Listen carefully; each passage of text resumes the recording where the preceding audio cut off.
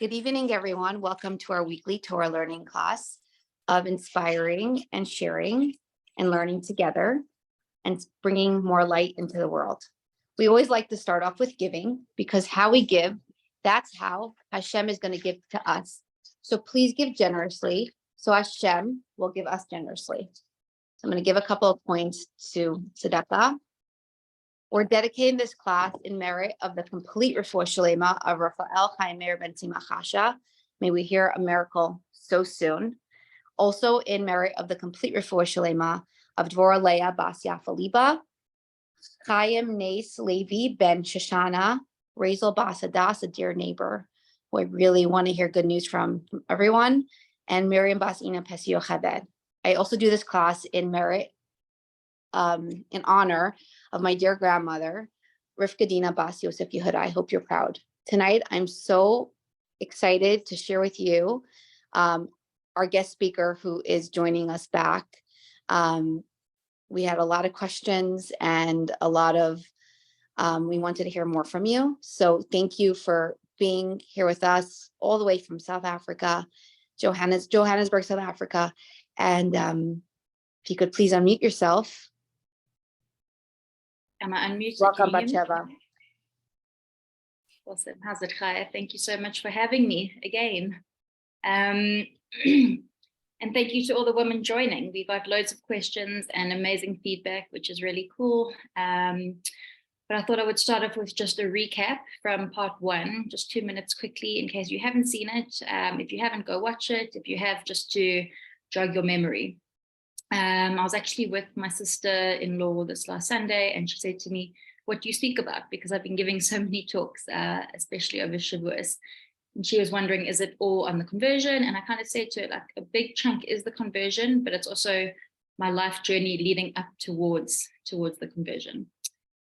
So quick recap from part 1. I was born and bred South African, lived in Cape Town for the first half of my life, and then moved to Johannesburg for the second part.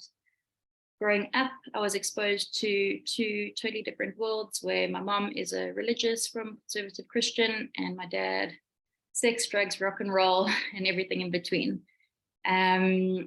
My folks got divorced when I was about 3 or 4 years old, and my mom remarried, thank God, to the most wonderful, wonderful man. So I lived with him, my stepdad, my mom, and my younger brother. So part 1 kind of goes about my experiences with my biological father, being exposed to and witnessing domestic violence, prostitution, drug addiction, alcoholism, mental health disorders, etc. Like you name it, I've seen it. And on the other side, having no real connection to my mom and her lifestyle and Christianity and the church, I guess you could say. So yeah, I was torn in 2 different directions, and I felt like an outsider because I couldn't resonate with either one of their worlds. Had no connection to religion, to family, to their lifestyle. And what do? I went and got involved with the wrong people. And that kind of led me down a very, very dark path. 16, I think I'd say I was about 15, 16, where my rebellious age kind of started. And during that period of about 3 months of where things really got bad, my uncle committed suicide. On his funeral, my great uncle died. 3 days later, my dad had 2 heart attacks. Thank God he survived. And on the way back from the hospital, he was in a car accident. So there was just a lot going on. And I just got deeper and deeper and deeper into a depression. Anyways, at 16, I also fell pregnant, out of home, big drama. Then I moved back home to finish my last year of high school. Finished high school and then moved in with my daughter's father. More challenges, more domestic violence, which ended in a restraining order, and my daughter and I ended up leaving Cape Town, and that is how we have ended up in Johannesburg. Yeah, big move, major obstacles, as you can imagine, teenager, toddler, new life, new job, new everything, and doing it alone obviously wasn't easy, but we settled down and reached out to our Johannesburg family. And that is the first time we were exposed to Judaism. My cousin, my mom's first cousin, who lives here in Johannesburg, converted to Judaism 40 odd years ago, and her kids were born Jewish and they all my age. So I was introduced to this new world, Judaism and one God and Shabbos and shul and values and family and community. And that was a world that I could relate to. 2014, this is a quick long recap. 2014, I started my Reform Judaism conversion, for whatever reason it may have been at the time. That didn't really resonate with me and I wanted more. So I began an Orthodox conversion after I met and married my husband, who had actually gone through a progressive Reform conversion prior to meeting me too. So it kind of all worked out perfectly. And that in itself, I could speak about for about 4.5 days, the conversion, Orthodox conversion process. But yeah, thank God we got through it. And at this point, Baruch Hashem, we're living like a beautiful Orthodox and authentic Jewish lifestyle. So yeah, that's basically part 1 in 2 minutes. So yeah, Chaya received some incredible questions, some hectic questions, or hectic for me to answer, but I'm going to try and get through all of them today. She got wonderful feedback, which was awesome. And even some of you, so thank you, reached out to me personally, which was really amazing. I appreciate that. Just probably a side note, just to bear with me, I guess, if I do get emotional on any of these questions, just to bear with me. When Chaya first sent me the questions, I glanced over them and I took a step back and I thought, okay, I closed the WhatsApp chat and I thought, let me just try and process this. And at a later point, I reopened it and kind of went through the questions in my head and how I was going to answer. So yeah, let's start. Number 1, how did your mom respond to you keeping your baby? And how did you manage to keep it being under the same roof? So to give you context, if you haven't seen part 1, when I fell pregnant, I was given the ultimatum to either move out of home or terminate the pregnancy. And I chose to terminate. So again, the question's asking, how did I manage to keep the baby and live under the same roof as my mom? Because I did end up moving home to finish school. And the answer, pretty simply, is that I didn't. My daughter was born. They allowed me to come back home on condition that I'd give the baby up for adoption. And I made this fake deal with them, kind of knowing that I couldn't afford to put myself through school and support a baby and pay rent. So I pretended that I would give the baby up for adoption so that I could move back home. And as the time neared, I was holding on to this false hope that when the baby was born, they would have a change of heart and they would say, of course, this is my grandchild. There's no ways we're going to let her live somewhere else or be adopted by somebody else. And baby was born and no change of heart. So, thank God, the pro bono lawyer that I worked with in order to keep this child, because crazy story, but I needed to get a pro bono lawyer in order to not be forced to terminate, was actually a foster mom. Like divine providence. She had fostered about 6, 7, maybe 8 kids before she had met me. And she opened up her home and said to me that she would look after my daughter when she was born until I needed her to. So Kristen, my daughter, was fostered for the first 4 months of her life.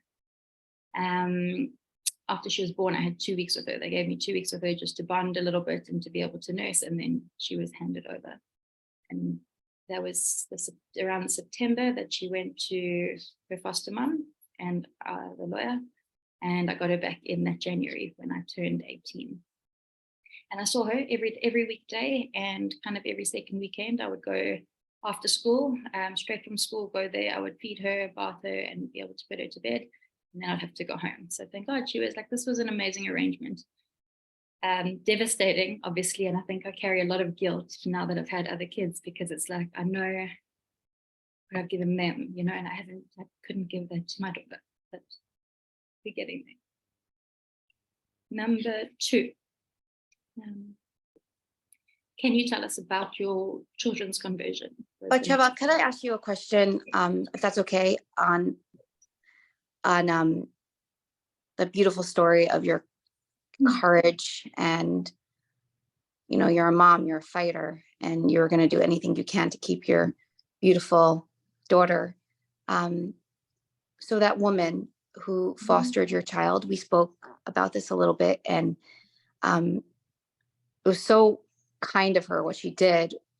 Like, what was her background to want to do something like this to help? Where Sure, does she come from? so she is actually unable to have children.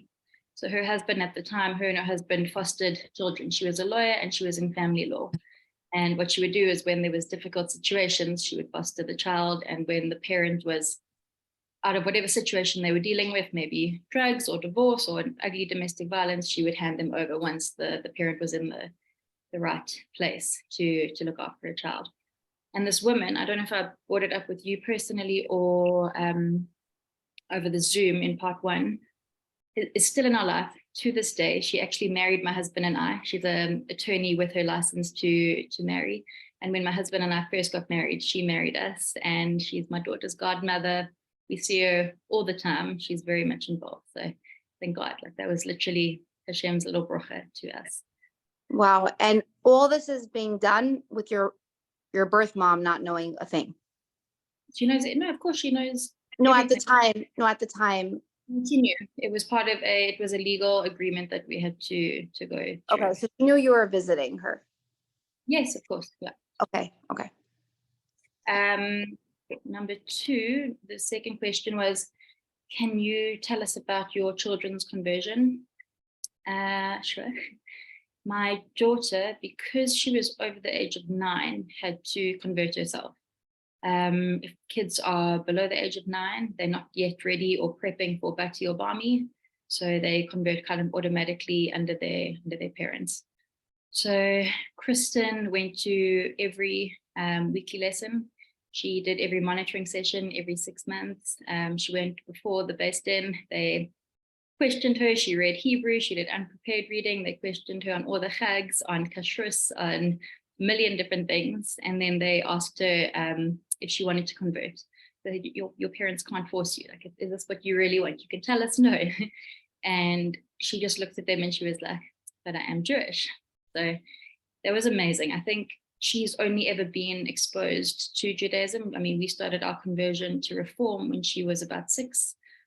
And she's only ever been in a Jewish school, had Jewish friends, and like she knows Shabbos, Shul, Hashem, all of that. So she in herself felt like she was Jewish. So she went to the mikveh, and she went for the Beis Din. She toiveled, and she came out and she did all of the oaths that you're required to do. And now she's a Jew by herself. So she's actually Devorah Basara. So when she has children, please God, her children will actually be born Jewish, which is incredible.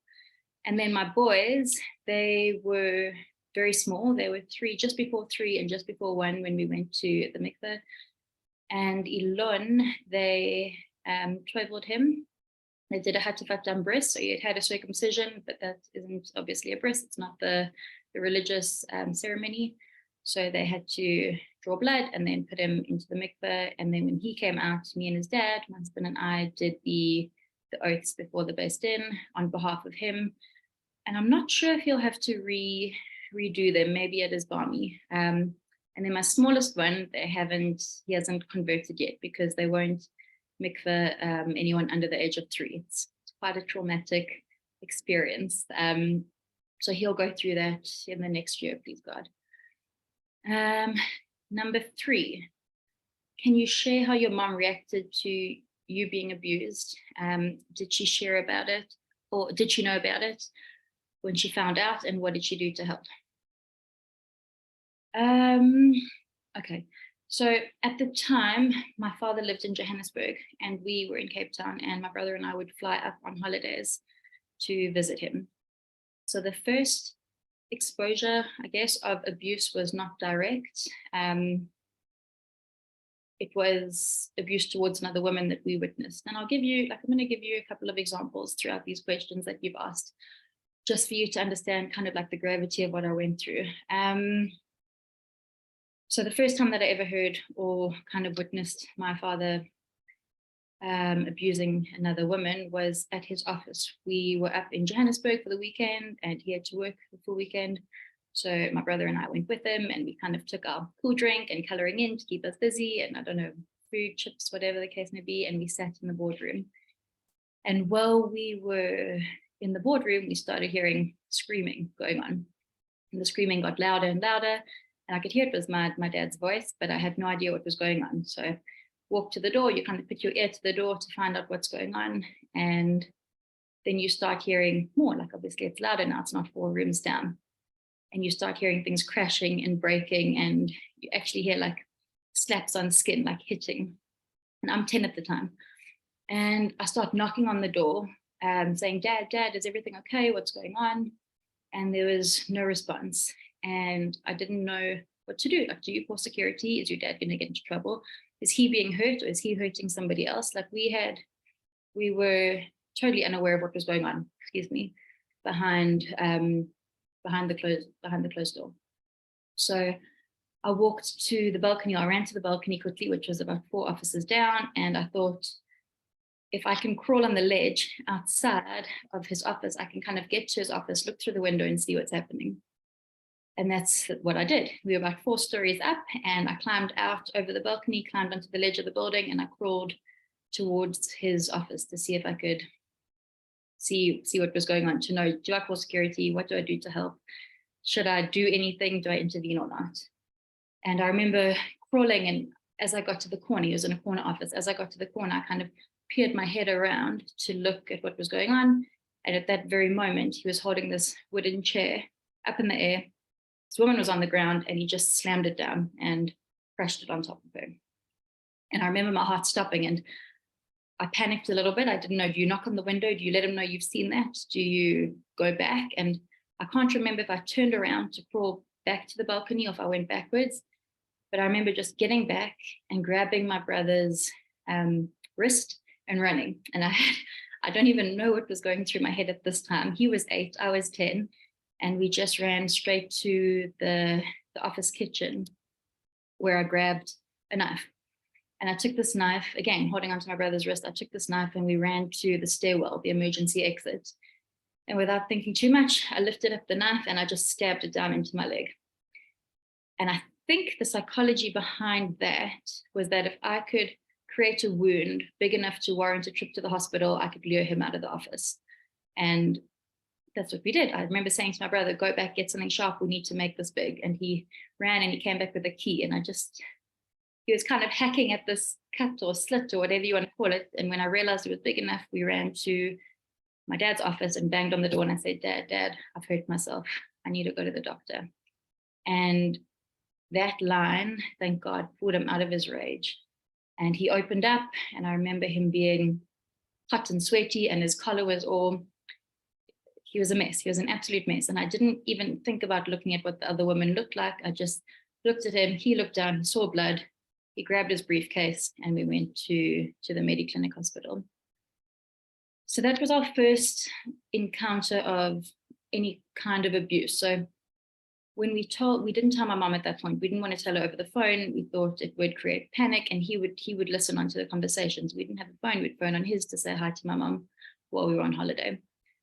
So only once we flew back to Cape Town did she realize that something had actually happened in Johannesburg. And she set up a counseling for us, like child therapy, talk therapy, play therapy, or whatever. And I don't know if that helped. Maybe it did. It's probably better that we did talk about it than suppress that. But we did not silly, I'm sure it makes sense. It's age appropriate. But I remember going to the psychologist and drawing balloons and writing my name in the balloon and then my feelings around the balloon. And that was kind of how you dealt with seeing your dad beating up a woman. So I don't know if that helped or not. But again, it's probably better than suppressing. So the next question was, did you feel like it was enough? Did your mom do enough?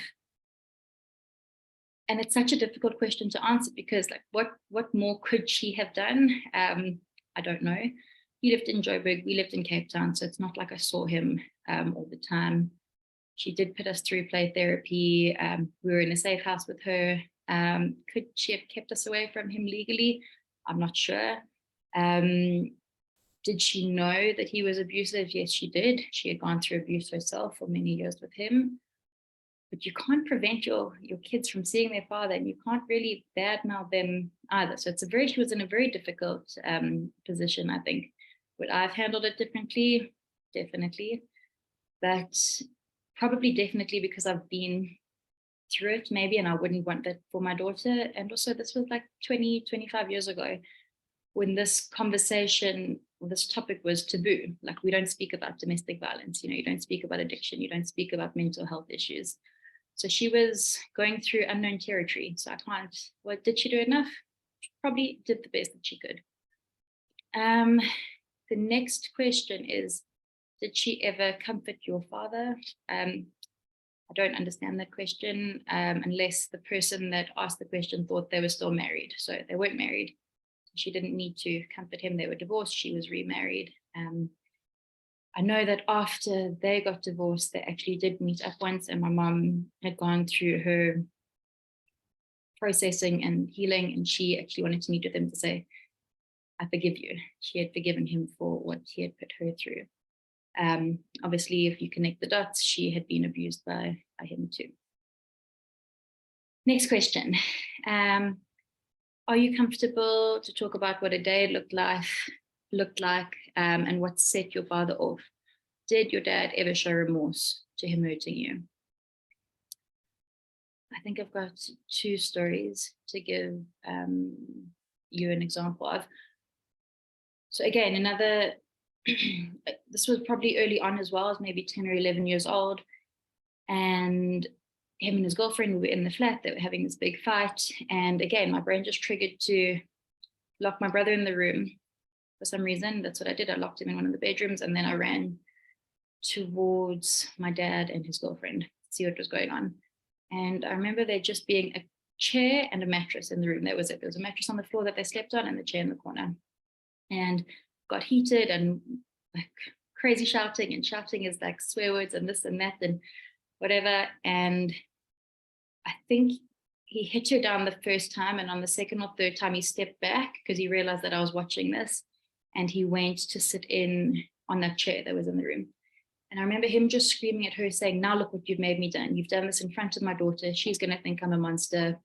This is all your fault, etc., etc. And I remember running to him and comforting him, because I realized that if I comfort her, he's going to realize that I do think he's a monster, and I'm trying to protect this other woman, I think. So I try to comfort him. I say, Dad, you're not a monster. I don't think that at all. I love you. Even though I knew what he was doing was wrong, I knew that I had to kind of de-escalate the situation. So that was kind of my intention. And I don't know how, like if I look at my daughter, she's 13, thinking 3 years ago, at 10 years old, how does a child's psychology work in order to, or I don't know how I was able to calm a 40-year-old man down, but somehow it did. So there was kind of one example. And then another example, I remember a bit later on, so by this point, I'd known that he is an abusive man for a couple of years, and same girlfriend, different flat, a couple of years later. They must have had a fight the night before, because I remember speaking to my dad that morning, saying to him, you can't just hit people. When you cross with them, you can't just smack them. It's not what we do. It's not okay. It's not normal. There's no justification for that. And he promised me that he would never hit her again. So we had this heart-to-heart in the morning.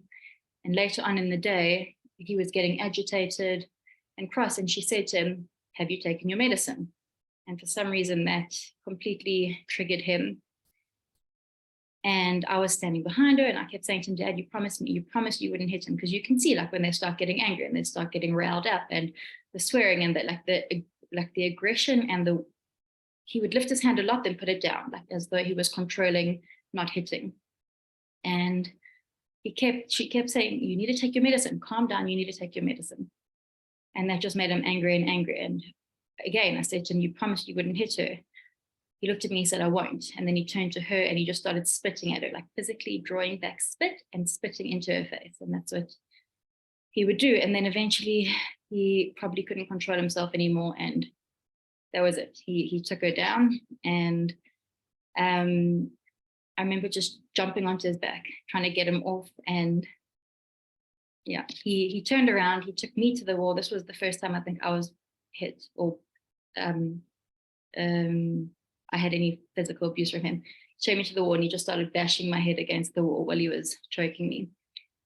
And I don't know how long I passed out at that point. I don't know for how long, because when I opened my eyes, they were leaving the flat and they locked me in. It could have been 10 seconds, 30 seconds, maybe 2 minutes even. And when I came to, as I said, they had locked the door, and I just remember running to the bathroom to get water and look, and I was just coughing. I was literally coughing blood at that point. And I was locked in a flat. So that was my first experience of me being kind of more directly involved in the abuse. And again, like, it probably wasn't his intention to hurt me. I got involved between them, but mental illness. He had a problem in which he couldn't control. And you add drugs to the mix, or alcohol to the mix, and no medication, and it's just a horrible cocktail. So those are kind of, I hope that answers the question, like what it looked like, what set your father off. It could have been anything. I mean, he got into fights with security guards. He got crossed with, he was triggered by anything. And this is one of the things that I wanted to say, like, there's a question that comes later, like, what is my advice to people? And it's so important to realize that somebody else's trigger is not your responsibility. So you can say something that triggers them. It's not your responsibility to take ownership for somebody else that's triggered by what you say. Actually, that's the next question, number 7. What advice do you have for people going through this journey, and how should they seek help? So first question, or first answer, is do not keep quiet. It's the worst and most dangerous thing that you can do, is to go through this on your own. Never normalize it or rationalize it or think that this is okay. You know, I upset my husband. That is why he hit me. I did the wrong thing. I didn't get his dinner on time. I didn't wash his shirt. I spoke back. It's not your fault. It's somebody else's. Somebody else is responsible for their actions. Whether you did the worst thing in the world, no one has the right to abuse you verbally, emotionally, financially, physically. It's not normal. It's not okay. It's not your fault. Never make excuses for your abuser's behavior. Like I said earlier, you are not responsible for their triggers. And then to seek help as soon as you realize there's going to be red flags, and because you love the person, you're going to keep squashing them. But I think it's so important, and I think it's easier nowadays, because this is no longer taboo to reach out and say, I'm going through hell, like I need help.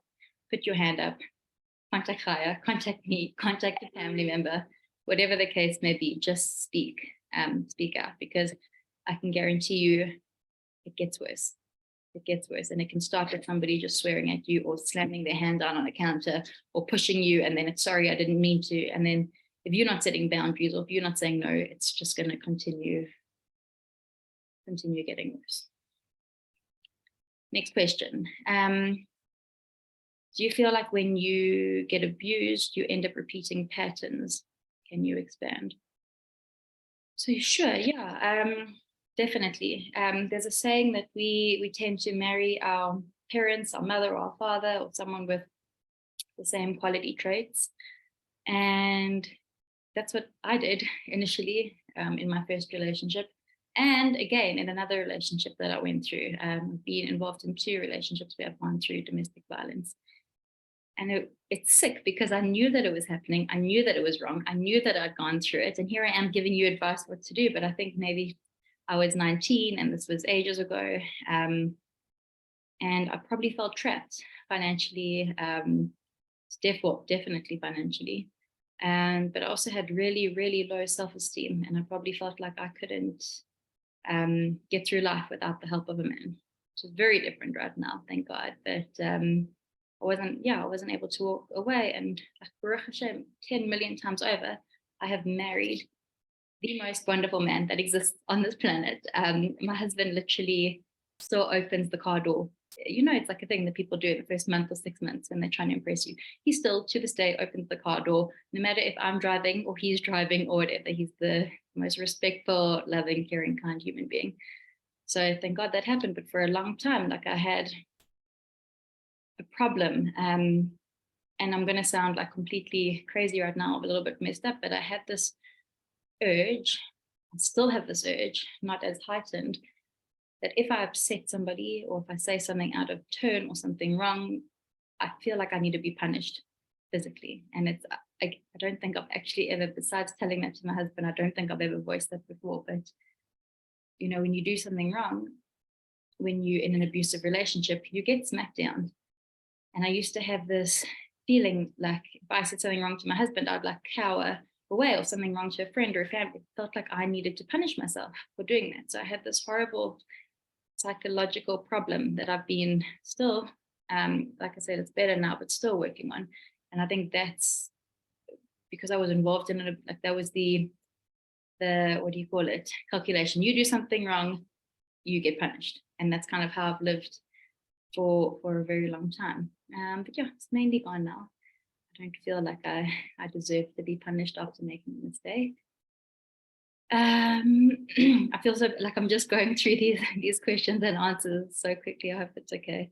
There's quite a few. The next one was, do you feel like people took advantage over your vulnerability?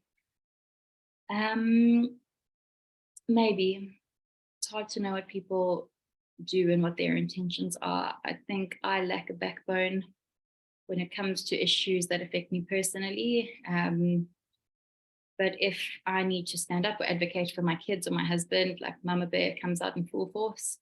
But I still probably have boundary issues when I've got to set them for myself. And that's actually been a goal as of this year, to be able to set healthy boundaries and to stick to them.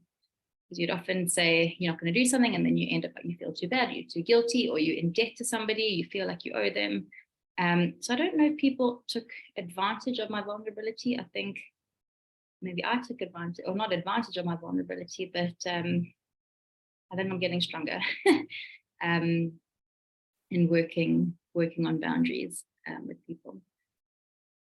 What is the best way to approach? What is the best way to approach when one from the marriage is miles ahead in Yiddishkeit than the other? When she mentioned her husband was more religious and she was more at home taking care of kids.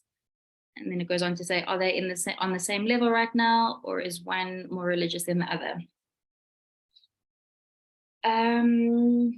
So we're all human beings, right? No one's on the exact same level. No one's living the same journey. And I think, I don't know if I'm answering this correctly, but I think it's so important that, well, the biggest thing in a relationship with your spouse or partner is to respect where the other person is at in terms of life and their journey. I think I felt major pressure with my husband while going through the conversion because we had this spotlight on us permanently. What we were doing, where we were going, how we were dressing, etc., etc. And obviously, when you first start the conversion, I knew it was such silly things. Like I stopped buying pants. I only started buying dresses, but I hadn't learned yet that your dresses had to cover your elbows. So I was still buying dresses kind of midway down between my shoulder and my elbow. And I didn't know those kind of things, but the base then are watching. People are noticing how you're dressing, but it's a process. Like you're only learning as you're going along. So you don't know everything from the first month. And my husband is incredibly, what is the word? He's black and white. If you learn something, that's the way it is. And I'm different. If I learn something, I kind of question it. And whether it's right or wrong, I'm just being honest. Like I feel like I've got to understand it more before I would apply it. So I was behind, especially in like, you must do this, you can't do that, this is the way it goes. I will take a bit longer to catch onto things. Where are we right now in our marriage in terms of religion and our journey? I think we're in such an incredible space. There's such a respect for where each person is at. And we've learned we're totally different human beings. So it's impossible for us to be in the same place, but our vision and our goal for our future and our life and our kids and our Yiddishkeit is exactly in the same place. And I think that's so important. I had this, obviously there was all these studying and learning programs that were going on during Shavuos. And my daughter's school had a daughter, mother, learn together kind of situation. And there was a rabbi, actually an American rabbi that was here in South Africa, and he spoke to us. And how he ended, he gave us two kind of tasks to do over Shavuos. And one of the things that he said was, he was talking about Mount Sinai and when we received the Torah, and he was saying that's not tangible. So how can we prove it? How can we tell people we received this Torah at a big mountain with however many, the whole Jewish nation? And he said for him, he kind of holds onto his Rebbe, and his Rebbe holds onto his Rebbe, and his Rebbe holds onto his Rebbe. And all of these Rebbes have learned as the generations have gone to Mount Sinai, they've kind of passed down information. And the same, we do the same with our father. So you hold on to your dad, and your dad obviously learns this and was told about Mount Sinai from his dad and his dad and his dad, and it goes on. The rabbi was saying to us, who do we hold on to in our moments of doubt? When you're lying awake at 11 o'clock because you doubt something in the Torah or Judaism or your life or whatever.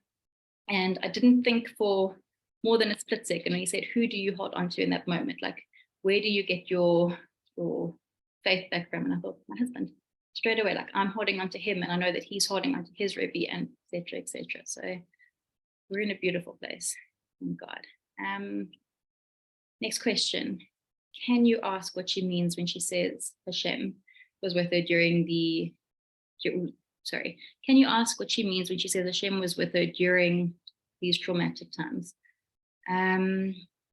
Would love her to expand on that. It's beautiful that she can see it like that, because many people feel like Hashem abandons them during traumatic times and therefore have a hard time believing in Hashem's true goodness. Okay, so I feel like I can almost certainly guarantee that if Hashem was not with me during my upbringing and during my challenges and during what I faced, that I wouldn't be here speaking to you today. And there's this saying, like, if you don't seek out Hashem, he's not going to reveal himself to you. So I feel like he knew that he had these massive plans, these big, big, big plans for me. I just couldn't really see him at that point yet. And now, like I said, hindsight, you look back and you realize, like, he was guiding you. Of course he was guiding you. I'm here today. I've gone through this conversion. I've gone through this transformation because of God. Like, there's no ways that I could have gone through such an incredible metamorphosis without him.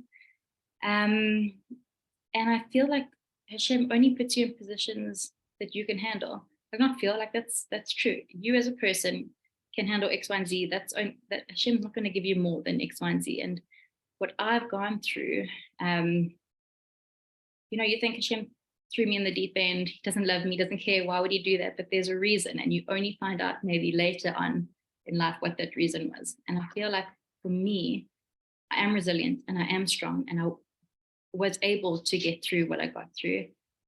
And because of that, I'm now able to help other people based on my experiences. So sure, I had to go through a little bit of hell, but please God, I can add some light to somebody else's life because I've gone through that. There's this saying, like, if you're going through hell, keep going. Like, you're gonna make it out on the other side. So I'm hoping that the reason I went through it is in order to help other people.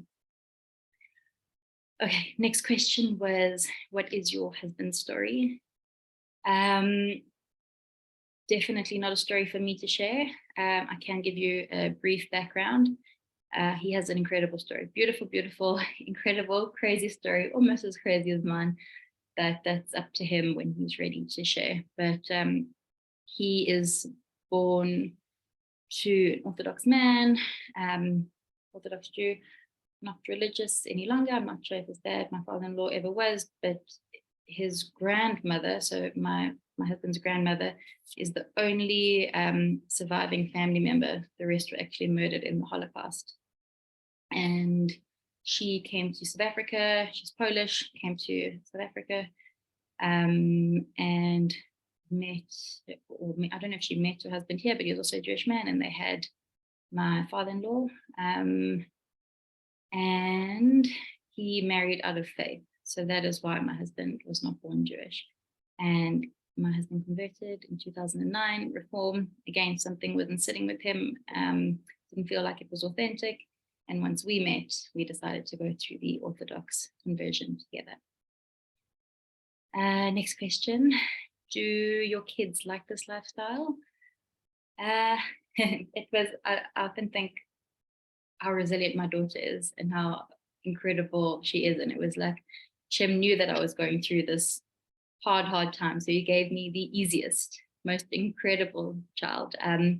She's gone through a lot, like a lot in the last 2 or 3 years. I only finished my conversion in September last year, so it's quite recent. And Kristen had to move schools because she was in a Jewish school, but not a very religious school. And while we were going through the conversion, it was kind of like it wasn't good enough. She was like the only kid. It's funny. She was the only kid in her class keeping kosher, yet she wasn't Jewish herself. And we just didn't want her to be in an environment where she was the odd one out in her Judaism, even though she was in a Jewish school. So we moved her to a more religious school.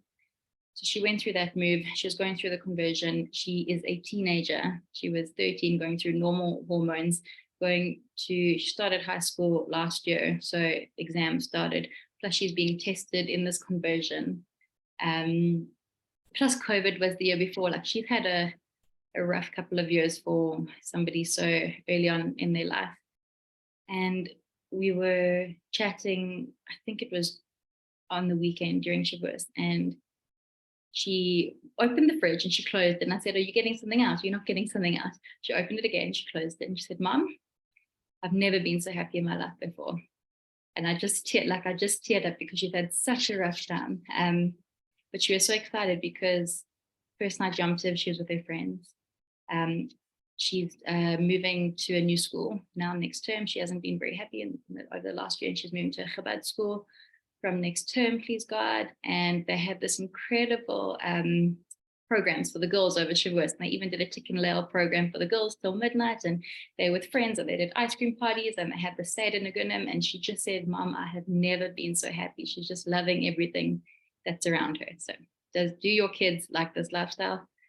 Thank God, like it's been a journey, and not to say she didn't like it, but I think it was quite difficult. And now she's coming to a point where we are just surrounded by light and beauty, and Chabad has been just incredible in itself. And I think we finally found home.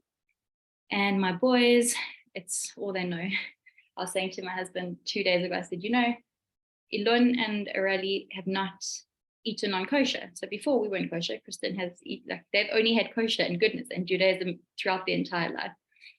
I was giving a talk, like I said earlier, I've been doing quite a few talks over Shavuos, and I'm assuming the reason is because we study, or some people study, the book of Ruth. So, big convert. I think that's why people have asked me to give these talks.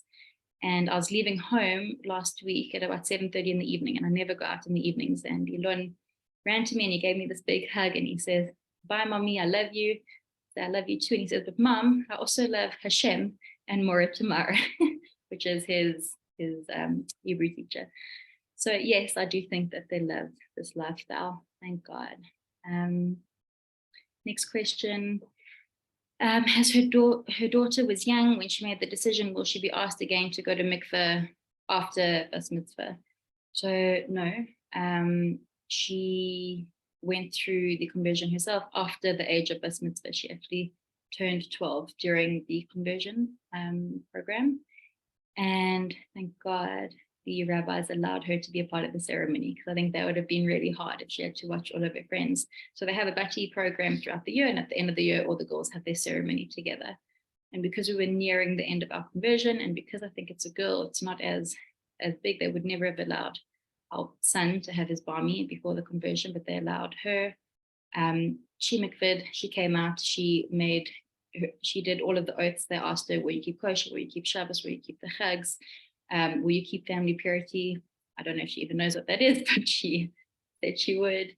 And minor fasts, major fasts, etc. And she's gone through a legitimate conversion herself. So no, she does not have to redo that. My boys, they may ask, I'm not sure. They've gone through a legitimate conversion. They may ask before their bar mitzvah, or when they're prepping for their bar mitzvahs, they may be asked, is this what you want? I actually don't know the answer. And then the last question was, how old was your daughter then? She was 9, turning 10 when we started, and she finished just before her 13th birthday, I think. So over this age. And that's it. Those are all the questions. I hope I've answered them in detail, and given you what you wanted to hear. Wow, Batsheva, you've been through so much, and I'm sure there's so much more that you can share. And I hope one day, if you want to share more, you will. But what's amazing is that when you were a little girl, you were so wise, like just by taking a knife and stabbing yourself to get your dad away from a bad situation, and you were so protected over this other woman, and you took so much on your shoulders, and it just shows who your essence really is. And it's amazing, and it's amazing that today you can help so many people, and it's amazing that today you see the light, and you have a beautiful life now, and it should continue forever till Mashiach and with Mashiach. And we are so blessed to have you.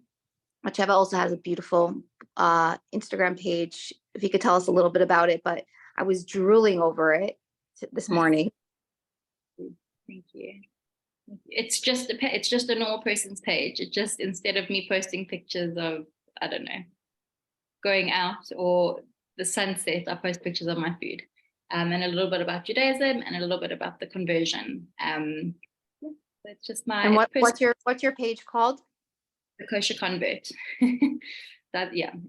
So initially I actually did that on purpose because I used to hide behind being a convert. It was almost embarrassing. And then I thought, you know what, if I just put their convert, I can own it. And I don't, because people ask you, as soon as they find out you're Jewish, they'll be like, what school did you go to? What's your surname? You know, who are you related to?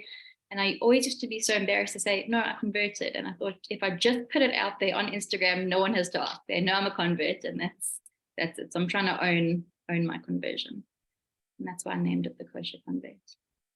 We're so lucky to have you. And I'm sure today's talk, you're going to help so many people. And you were so gracious. You said last time, and I'm sure you're extending, if anyone needs a listening ear or someone to talk to, they can get connected through me to reach out to you. We come on this earth just to do a favor for another, and just to help another person. And you never know what someone's going through. So always be kind. I mean, you have you're, thank God, beautiful. And who would think that such a beautiful girl carried so much? And, you know, Hashem should just bless you and your family. And I'm sure your brother is so proud of you as well, because, you know, the things that you did to protect is beyond, like a mama bear. That's what you are. And I know that today you told me that your mom is super proud of you and wouldn't change anything, loves your family. And it's just really, really beautiful how you were able to forgive, and make a beautiful, amazing life for yourself. And it's incredible that you're surrounded by such amazing people, and Hashem still has so much in store for you. I'm sure of it. This is just the beginning of your talks. Very soon, like, you are going to be very hard to reach, but I don't think you're going to change, because your essence is so good and you're so humble, but you are such a beautiful person, and you should be blessed with everything in an over the top way, material wealth and spiritual wealth. And you shouldn't have to worry, and you should just inspire and continue inspiring the world. And you should always feel Hashem's hand in everything. And you said something very beautiful. You said sometimes, like, you have to embrace Hashem in order for him to reveal himself to you.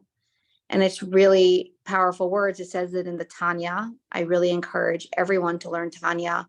It's the most amazing book out there, safer. The Alter Rebbe wrote it, and he said that anyone who learns this, it's like me giving you personal answers, because back in the day, so many people would come to his home that he was only one person that didn't have the ability to answer everyone. So it took him 20 years to write this book of the Tanya.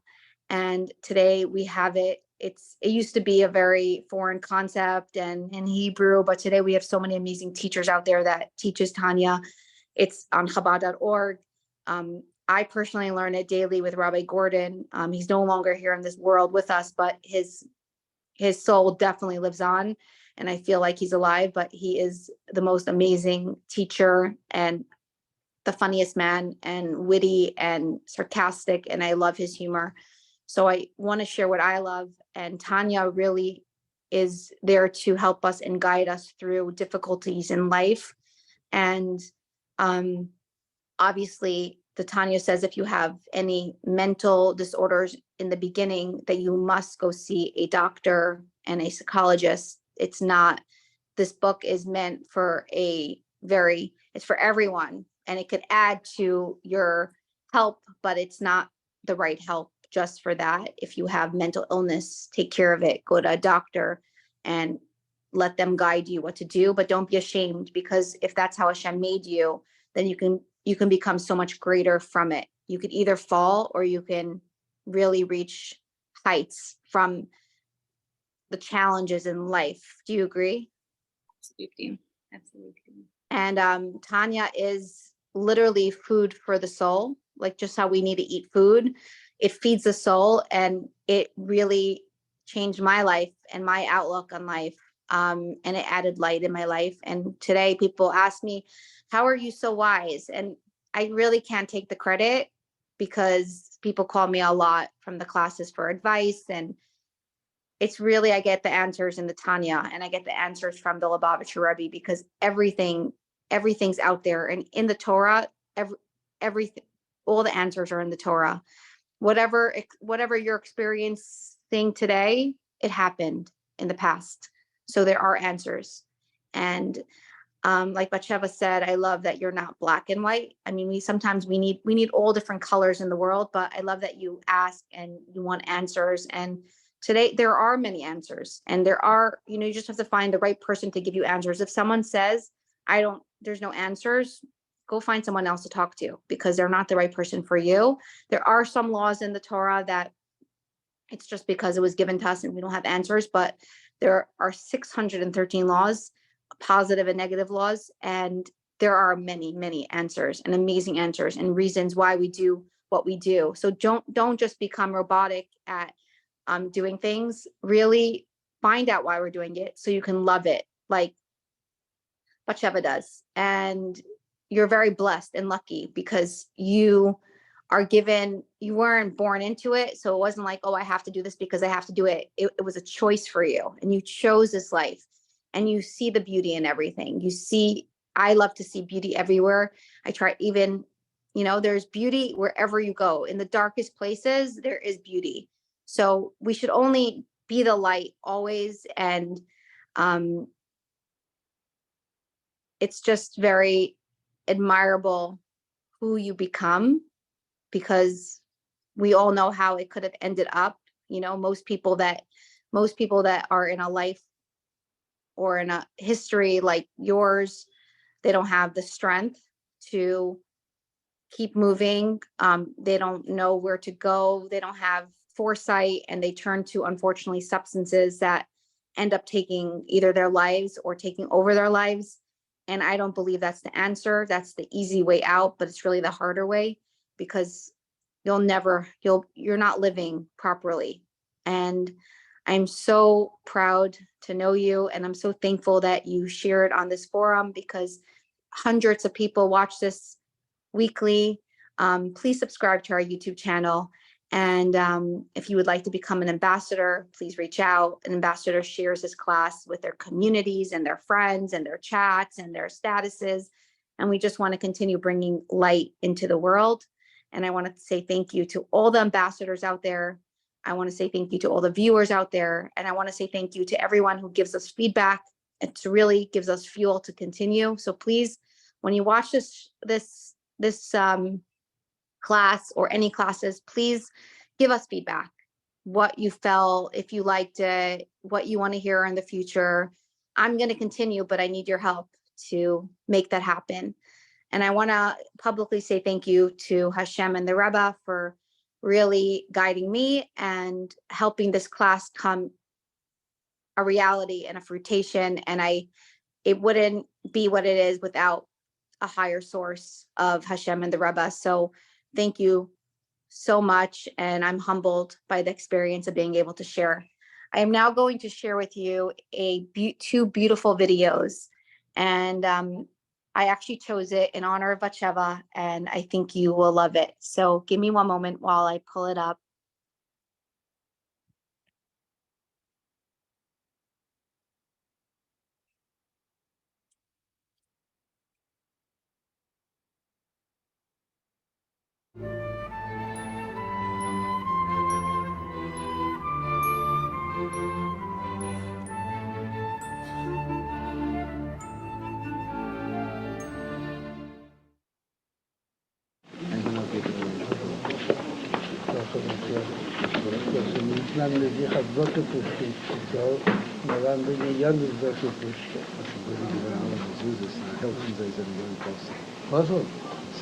Aber die sind schon alle Kosten.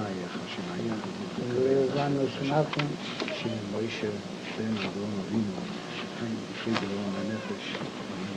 Und wenn man eine Konvention sagt, und man geht zu schauen, weil die schon im Zehn. Wenn man nach Hause bei den Lebensmitteln, die lebt, dann hat man es ergeben, zu den Zehn. Das man sich auch vergeht. Ik learn in Morristown. Morristown, dobre czasy. Rabbi Bamza converted me and my wife this morning. And I'd like a blessing to serve Hashem with the figure of the husband. You're converted by the blessing, by Rabbi Bamza.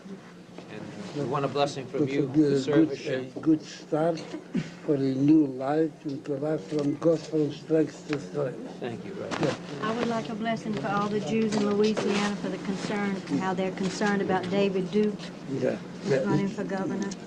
And now you are included in all the Jews as me and all the people around there. And God bless you to have good news. Thank you.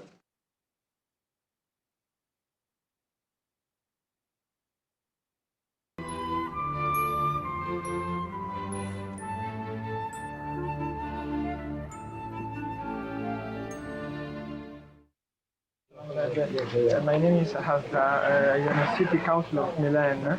I was here last Sunday for a conversion, and now I am very happy because my name is Levi Hitzak, and I want to thank you very much. Very much blessed. You have always good news to report about yourself, about all your family, Thank and you very about much. all the Jews in Iran. And having good news, and I have a long happy life as a cool Jew and go from strength to strength. Thank you very much. God will not bless you. Thank you very That's the additional portion of the Thank you very much. Thank you. Excuse me. will help you with Yes. Yeah. Very happy. Then I went again. Well, he said the spiritual dimension. How precious and how important in the world. became a family. Everyone else was astonished.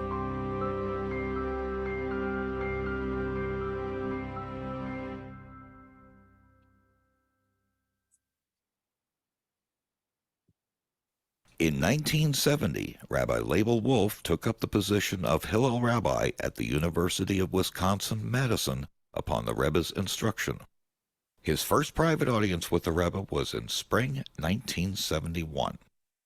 There was a specific question dealing with Geirus, because students were approaching me for conversion. Remember, this was a time when students were very, very adventurous in their spiritual meanderings after reading extensively and having very forceful, charismatic lecturers moving them in all directions. And I wasn't quite sure what should be my policy vis-a-vis students seeking conversion. So the Rebbe read that question and responded in the following way. The Rebbe said, if a student should approach you for conversion, since you are a chaplain and you have colleague chaplains, first ask the student to meet with their respective chaplain of the pathway in which they were raised or might have had some connection, so they could investigate better and know better what it is that they had come from. Should that student continue nevertheless after meeting with your colleague chaplain, come back and say, I still want to be Jewish, then you should make sure that that student is placed in the hands of somebody who can teach them in an authentic way. And there should be a period of learning, each time pointing out the difficulties of becoming a Jew, the difficulties of changing the way that they eat, changing the way that they behaved on a Shabbos, and pointing out all the difficulties of change of lifestyle would entail, so that they're fully conversant with what they are getting themselves into. And at that point, many a student will decide that it's not for them. Should the student continue, the Rebbe went on, then under those circumstances, make sure that they're hands of a competent Rav, who would be able then to move them to a position where they might approach the Gerus. And then, after the Gerus, you should recognize that what has taken place is not a conversion, that there is no such thing as conversion. The word conversion suggests a change, that there's no change that has taken place in this individual. And the Rebbe went on and explained in the following way. The Rebbe said, in Lashon HaKodesh, you have words and their opposites, and invariably they come from a different shoresh.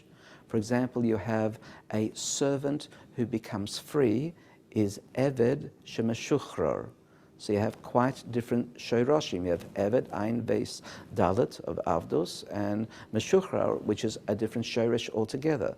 Or, as the Rebbe said, you have a poor man who becomes rich, Ani Shema Ushar. So under those circumstances, again, you have a different shoresh, the letters Ani and the letters of Osher. But when it comes to Gerus, you have Ger Shenisgayer, and they have the identical shoresh of Gerus in both instances. Therefore, when a Gerus takes place al pi halacha, you should know that this was a neshama that always was Jewish. Nothing got converted, nothing got changed. For reasons best known to the Eibishter, this neshama was megalgel into this particular set of circumstances of a non-Jewish mother. And this is the Gilgul and Nisayan of this neshama. And because there's the Pintele Yid within that neshama, and it seeks to be Jewish, after the Gerus is our recognition that this always was a Yiddish neshama. And then the Rebbe went on and said, and that's why in the Shulchan Aruch we're exhorted to give kavod to a ger and a gioris, much more so than an individual who was naturally born Jewish, because this is a neshama that's gone through a much more severe test and passed that test. And the Rebbe emphasized that I should place the student in the hands of an orthodox rabbi, because only if the gira was kahalacha would we ever know that that neshama is in fact a Yiddish neshama. That's the only external mechanism that we mortal human beings have the capacity to be able to understand something which is spiritual in nature, whether the soul is a Jewish soul. And if the gira is not kahalacha, we can never know.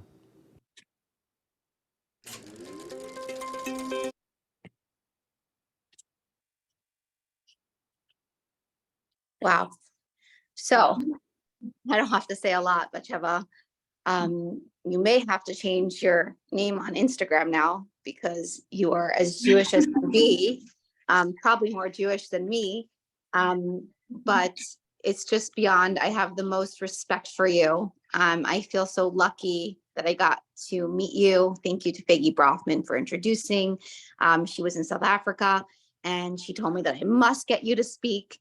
And I did, and I'm so glad that I did, and I was persistent. I kept messaging you, and I kept messaging you, but you are a beautiful, amazing soul. And, you know, the Rebbe is everything, and Rabbi Label Wolf is an incredible rabbi. You guys can Google him. He's actually, his wife is a very dear childhood friend of my mom's, so I am friends with them as well. And I reached out to him in the morning and I asked him if I could share this video. He said, of course. And He's a very, very wise rabbi. I actually did something with neshamas and him on healing. So if you want to check it out, you can check it out on YouTube. Just Google Label Wolf, or you could Google Chaya Mink and it will come up.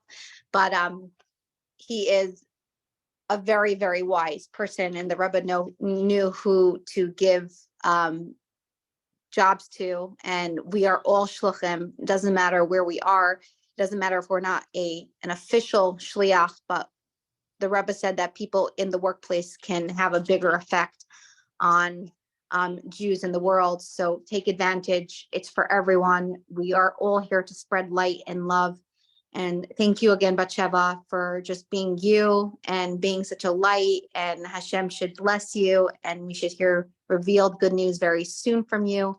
And we should celebrate together with Mashiach very, very soon. Amen.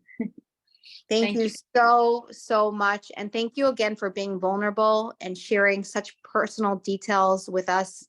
And the point of this class is not about just sharing stories. It's about learning from the stories, applying the stories, and being able to help others with the information that you have. So you may not be someone that, had a situation like yours, but everyone needs to hear it to help their brothers and sisters out there, because there's always someone that needs help. And it's a year of Hakel. In the times of the Beis HaMikdash, every 8 years, the Jews gathered, the men, women, and children, and they would bring sacrifices to God. Today, we don't have the Beis HaMikdash, which we will very soon with the coming of Mashiach. But today, every 8 years, we gather and we have a Hakel. So this was a Hakel gathering to learn together and share and inspire. And don't just keep it to yourself, share it with the world. And looking forward to seeing you next week. Have a wonderful, beautiful evening.